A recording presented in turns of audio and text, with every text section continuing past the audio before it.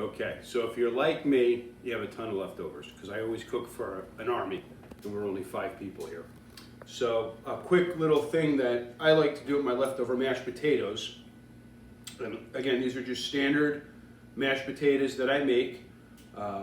After we're done eating, I cool them down on a sheet tray, and then I scoop them with a little ice cream scoop to get nice little balls. Then I have seasoned flour, seasoned egg, and seasoned breadcrumb. Salt, pepper, Italian style breadcrumbs. What I like to do is I like to take the potato ball. After I've scooped them, I put them in the freezer so they're pretty hard. Flour them. And then when I put them into the egg mix, I always like to keep one hand dry, one hand wet when I'm doing a standard breading procedure. So we're going to put them right into the egg wash. And again, it's just straight eggs, a little salt and pepper in them. The flour has salt and pepper in them. And then we have Italian breadcrumbs that I just put a little Parmesan cheese into. These are great to do ahead of time and leave them in the freezer, breaded like this. And then when you're in a jam and get a rush to get dinner together, just pop these right into a cast iron pan and fry them up. So what I like to do is take them from the egg into the breadcrumb. And we're going to do this twice. Gives it a nice better coating and holds them together a little bit better. Sometimes if your mashed potatoes are a little bit too loose, they'll tend to break out of the skin that we're creating, the shell that we're creating.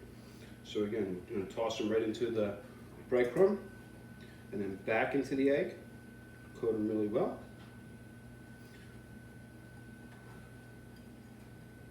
You can season the potatoes. You can put cheese in the potatoes, truffle oil, mushrooms. You can spice these potatoes up any way you like. When I make my mashed potatoes, I use a lot of roasted garlic in them. So these are going to be roasted garlic potato croquettes. And you can play with the shapes also. You can make them into little logs, little pear shape. Those would be called Palm Williams. You can work on your breading on the outside. You can be creative with it. Put walnuts on the outside, almonds on the outside. You can really spruce these up however you like. And these make a great little appetizer also. If you're having company over, you're in a jam, you want a little something to nosh on, besides cheese and crackers, you can fry these up, put them out with a little tomato sauce or a little dipping sauce of your choice. My kids like them with ranch dressing. Kids like everything with ranch dressing. And then we have our little balls right here. And then I have my cast iron pan heated up to about 350, 370 degrees. And we're going to fry one up. Wash my hands.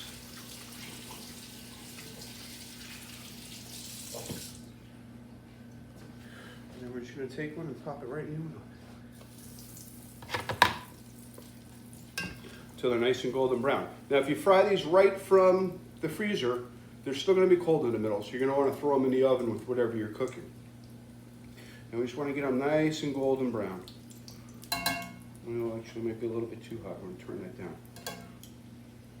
Again, if you don't have a fryer, like I said in the demo with making the bang bang chicken, you can fry right in a cast iron skillet or a pot.